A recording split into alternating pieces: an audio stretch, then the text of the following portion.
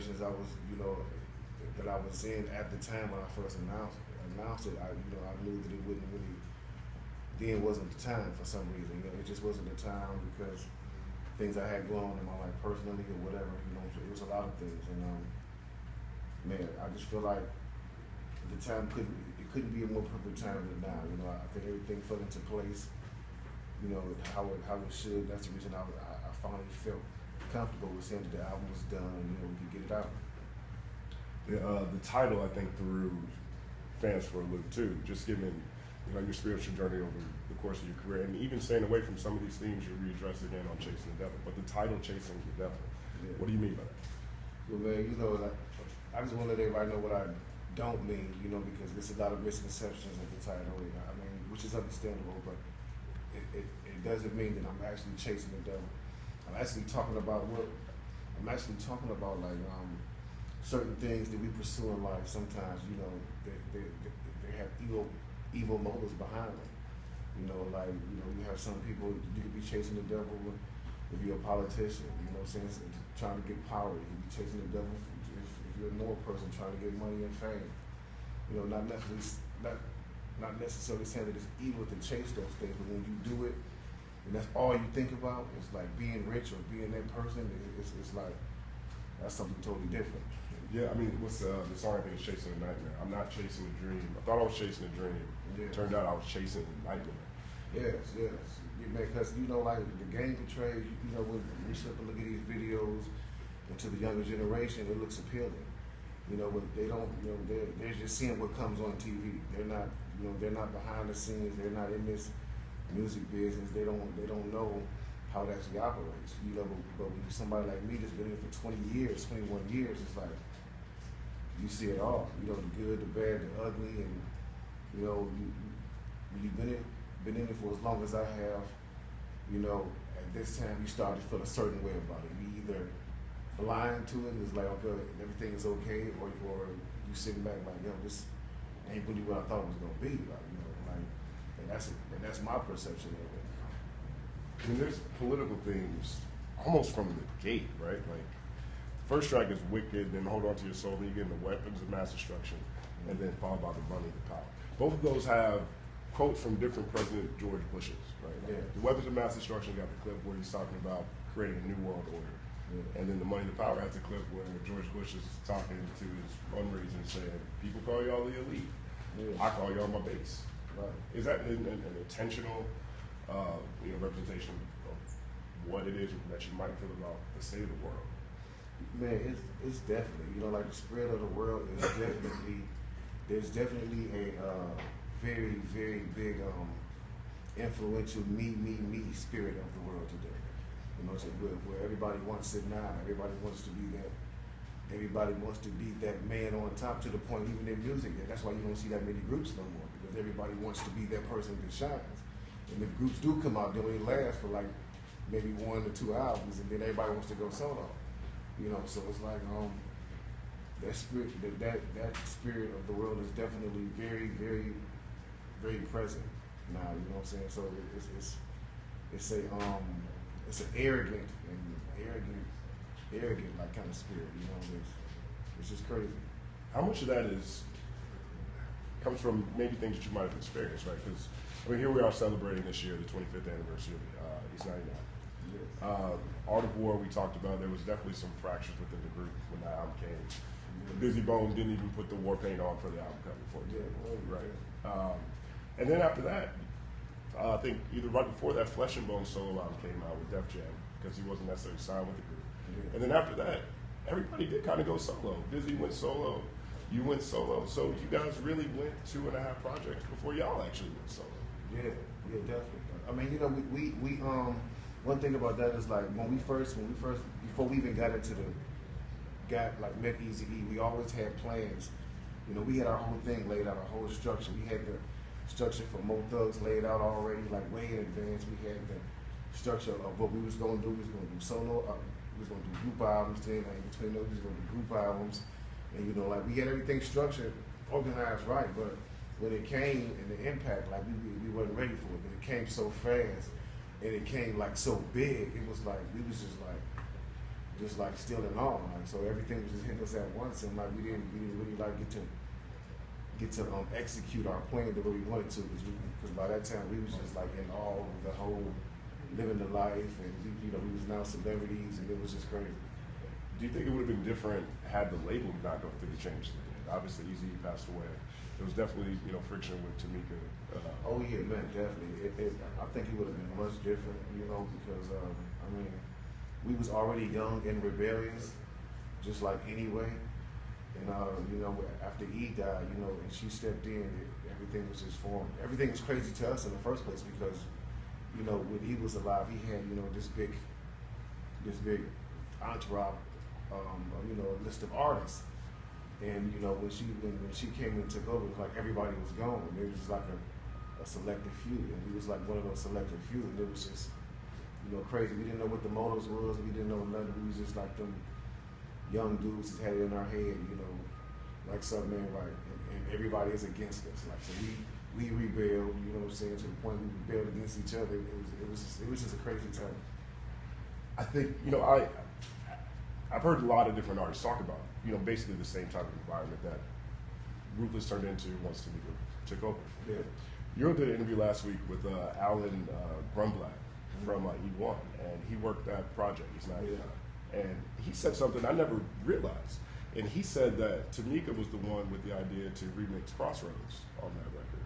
Yeah. And just the way people talk about that era, I never thought she did anything good. But that was a huge song. Oh yeah, definitely. She definitely came in, especially after E passed away. And we thought it was a perfect opportune time as well because not only did Eazy pass away, we had other people that passed away as well. So it was like, yeah, I mean, let's do it. Yeah, she did have some input on that, definitely.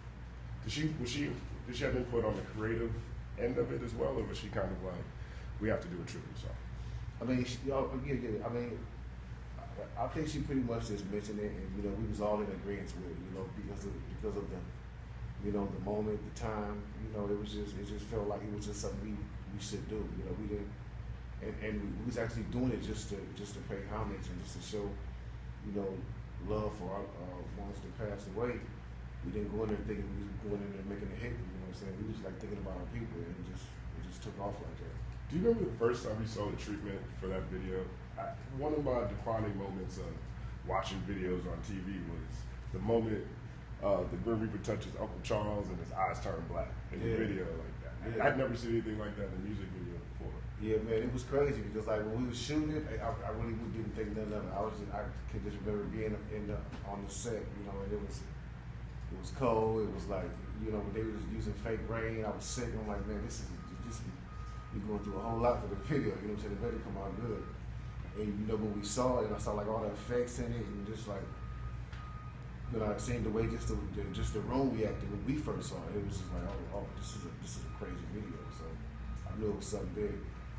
This album, you made it with Chasing the Devil. You compared it several times now to your first solo album, Plug Attack.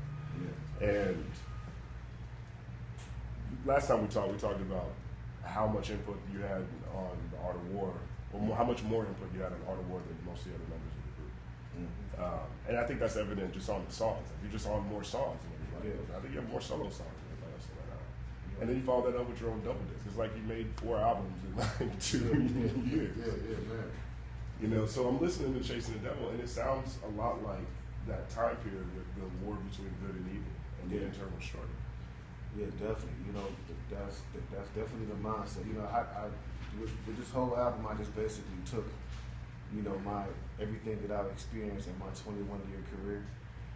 Just seeing it, like I said, the good, the bad, the ugly, and we've seen a lot of stuff. Like, just like I tell people, I tell people all the time, like when it's time to do the Bone Thugs and Harmony movie. I understand Hollywood like to put their little stuff, but there's enough action in our lives. Like, trust me, you won't have to do that. You won't have to add that much. Trust me. Right. Like, because it is, it is all real, and I mean, that's basically what this album is. Like, I'm just showing people from my point of view. How I first perceived the business when I was getting into it. I was anxious and happy, and just it's what I wanted to do. And then over time, when I started learning it, how it operates, and you're not on your game, how you can get caught up, and it's a learning experience, definitely. One of the most powerful songs on there is "The Devil's Deal." Oh yeah. And so it's a story you're riding the car, all of a sudden the pedals going, you can't hit the brakes, you can't control the vehicle, devil pops in the car and gives you an option. And then from there, that seems to set the tone for like the rest of the album. It's like that reconciliation after literally making a new album. Yes, and that's what I tell everybody, you know, like that song, starting with that song there, is like the basic overall concept of the album. It's that song is what drives the whole album. And then after that song, Rise of the King, if you listen to the end of it, you know, the Rise of the King is after out of it. When I say, okay, what do you want me to do? It's like I actually took the deal, and the next song, Rise of the King, Fall of a Fool, is like, you know, when he made me like this person, gave me everything that I was like chasing after, and I get it, you know, and I'm at the top. And then, you know, after that one, Chasing Nightmares, is when I like finally realized, you know what I'm saying, that I made a bad decision with the deal I made. So it's like that. Those three songs fit up the whole theme of the whole album. One of my favorite bars on, since you just mentioned it, is on Chasing Nightmares. And the game showed me its shadiness when I realized my favorite rapper was faking it. Had me thinking it was all about the gangster shit. Most of them singing, but the niggas ain't really saying shit. Yeah, exactly. Yo, man, like that is the theme of like Art of War to me, right? Like it is a lot of copycatting going on in the industry, and and people give people flack for singing on records or having melodies. And I don't know if people mention the influence that you guys had when it came to that. But at the time, did it feel risky? Like, did it feel like your style was so original that it was also contrary to what people considered? Oh man, definitely. Like especially back then, because I remember one time we was in Cleveland, and like, you know, just because we come from Cleveland, just what we used to tell everybody, like, because when we first came out, everybody thought it was a, you know, like a Cleveland sound or a Midwest sound. Like this is like really like we had never heard nobody rap like we rap, so like we considered it a bone sound, and it was so different. You know, we did a one of my friends in the hood. He was like, man, y'all should go do this come to this bar with me. They be having like gong shows. And so we was like, okay, cool. We think we finna go up here, get on the mic and like do it. Everybody about to love it. Then we go up in here, we get to rap it our little style with the harmonies and like next thing you know, we hear gong. And we was like, what? We was like, hold on, who gong us? And it was like, yo, that shit is whack. Get that shit out of here. We don't want to hear that Oriental sound. That shit. We like, the hell? Just dog. You know what I'm saying? We got into a fight and everything over the seat that night, but you know what I'm saying? Like, so when we was always told, like, and it ain't like we did the singing on purpose. It was like we knew each other's lyrics so good, like the other four people in the, you know, like while one person was rapping, we would just like harmonize, you know, like the ad-libs, and we all would do it at the same time to where it sounded like we was harmonizing. So it was like, it just like gradually turned into the style it did. And you know, I mean, when Eazy-E first heard it, he first heard us rapping fast, because we rapped on the phone for him, like we just rapped over the phone. And he didn't know nothing about the harmony part until we got in the studio. You know what I'm saying? And then when we did the intro, the first thing we did to where we sing was that East Line didn't none this. He was like, what the fuck, y'all niggas can sing too? He was like, oh my God, this is crazy. So, you know, from then on, he was like, everything the beats we started getting, we started like listening to the melodies and like coming up with hooks, and it was like, that's where it came from, man.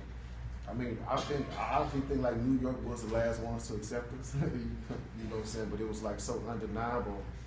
You know, they had to eventually like, yo, these dudes like really saying something. They ain't just singing, they like really talking some real shit in their lyrics. You know what I'm saying? So it went over real good once everybody got used to it. East 99 was a ton of narratives. Creeping on the Come Up was narrative based. Art of War not as much. But this one, Chasing the Devil, is narratives again. I mean, was that intentional again, or was that just like, because again, you laid out the premise of the songs, but did you want it to carry on as a character feel that way, or? Yeah, man, yes indeed. That was my whole intention of making this album, because I sat back and thought how albums used to be made back in the day. You listen to like the NWA albums, and they had like the little skits and in between the songs, and it brought it all together. You know, like Dr. Dre, and you know, it just brought everything. You know, the whole album had purpose.